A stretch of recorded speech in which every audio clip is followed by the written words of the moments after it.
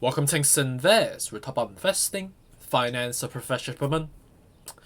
As the current time of 12:22 p.m. on Eastern Time, Ethereum is trading at $1,897, about 2.25% so far. With respect to overall crypto market and the equity market, on the equity market, we are rebounding nicely today. With respect to the digestions on the jobless claim number that came out, while being juxtaposed by the GDP number, which, obviously on a macro perspective has declined as expected, but has declined by 1.5%, which is, worse than expected.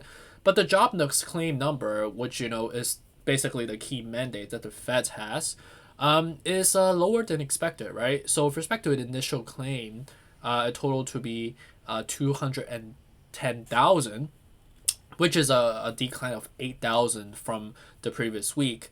So with that being said, conveys some optimism among the market, knowing the fact that inflationary pressure and the rate hikes is really contingent on the jobless number, as we are trying to slowly revive back to a normalized economy.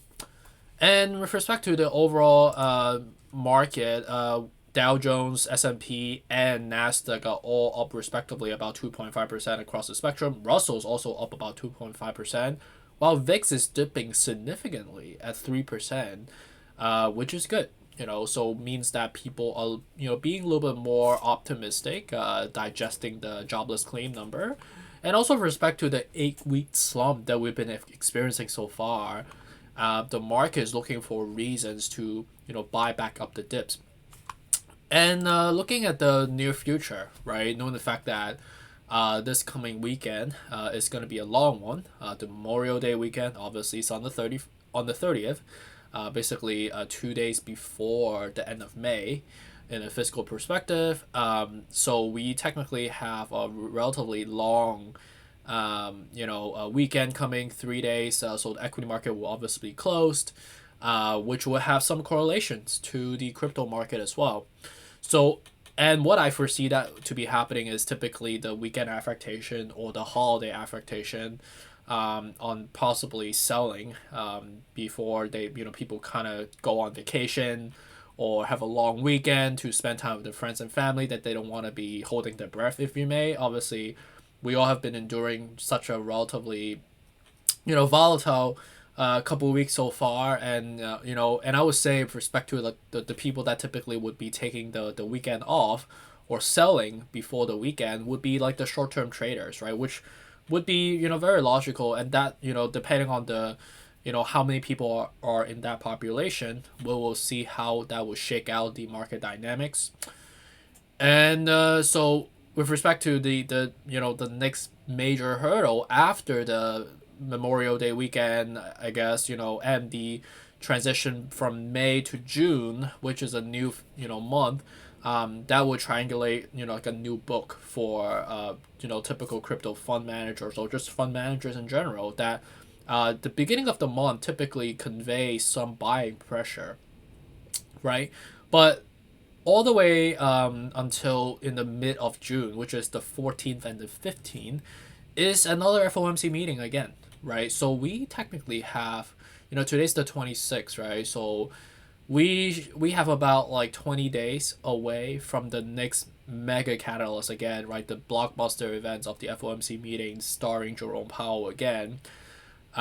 So based on historical experience, and this is something we've been experiencing every single time, right? You have that anticipatory pressure, up until that, the FOMC meeting, and then after FOMC meeting we have a sell-off, right? And why is that, right? Because every single time it seems like we're digressing, right?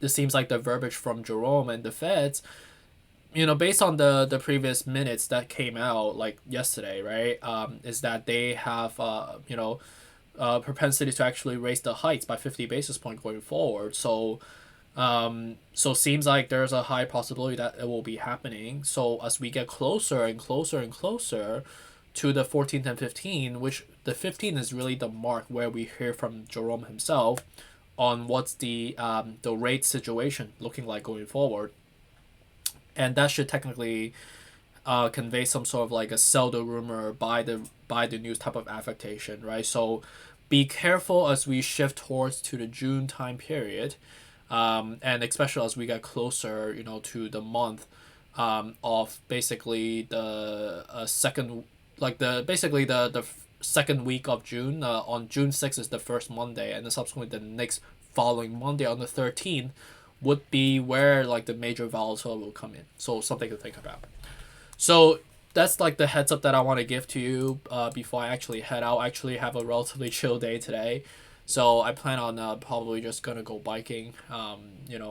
Enjoying the cool weather. In New York City when it's not too hot yet. So with respect to recording time of 12:28 p.m. on the Eastern time, Ethereum at the 1888, down about 3% so far, and we are basically at the 1850. Right, basically is a resistance level, and you could see that clearly we crashed to the next level of identification, which is 1700, and we quickly rebounded because it was a really submerged level. Right now it's still bearish because of the fact that the golden cross has been crossed up, but now it's like on the verge of actually crossing back down because of the lack of inertia. So we'll see how that goes with respect to this weekend coming. Ideally coming back down below to 1850 or hover between the levels of 1850 to 1700 can be possible. However, if we get some positive signals tomorrow, let's just say the weekend is positive, and we hear some news around the Ethereum 2.0, which should be coming around like August and September, based on some of the rumors and non-confirmatory news. We should be seeing some type of buying pressure going back up to be 1,000 or to 2,150 as well, respectively. So Bitcoin right now, same thing, right? We're just consolidating. We bounced from the 28,500, sorry. And if we break below further, we're going down to like the flat numbers, right? All the way down to the 25,500 respectively. If we get buying pressure, going back up to 3,500, and then subsequently 32,500 from here. Ethereum Classic down about 4%, right? 3.5%. Anywhere from current level down to somewhere around like the flat numbers, right? 1850, 1750 respectively. Dogecoin down about 3.5%, 8 cents right now. 8 cents, 7 cents, 6 cents, we're basically trading on the flat numbers on the rock bottom levels that we're at right now. Cardano down about 3%. 50 cents at the moment, right? We're trading on flat numbers, right? So 50, you can see clearly we bounced from 45, right? 46, 45, round it up however you want. 40, 35 respectively, right? Solana is at 46 right now, and you can see that we clearly broke below, which was the level that we identify based on the technical analysis, is that at 49 or like basically 50 was the level of resistance, and you could see that clearly we broke between, and we try to get to the next level at 37, right? And right now it's at the 30 out of 70, so relatively oversold. Looking for a leap down. So ideally, seeing it coming back down further to 45 to 40 even can be possible based on the current setup right now. It doesn't look that bullish, but it's still relatively oversold again, right? It's just that the inertia is not bullish right now. XRP down about 1.24%. 40 right now, all the flat numbers like 40, 35 respectively, right? Polkadot down about 4% as well at 950 right now. 950, next level is 850, like flat numbers again, like it keeps doing. A lot of the altcoin are, as you reach lower lows, are basically the flat numbers, right?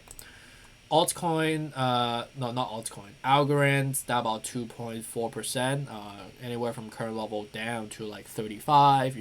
We're 40 right now basically. Would be the next level to leak down. Shiba Inu's recuperate back up slightly. Well, we're still in between levels, right? 1,400 to 900. So as you get closer to 900, which we did, right? We got to close to like low 1,000 today, which was the logical level to DCA. MATIC's down about 2%, right? 63, so 63, 60, 55, 50 respectively.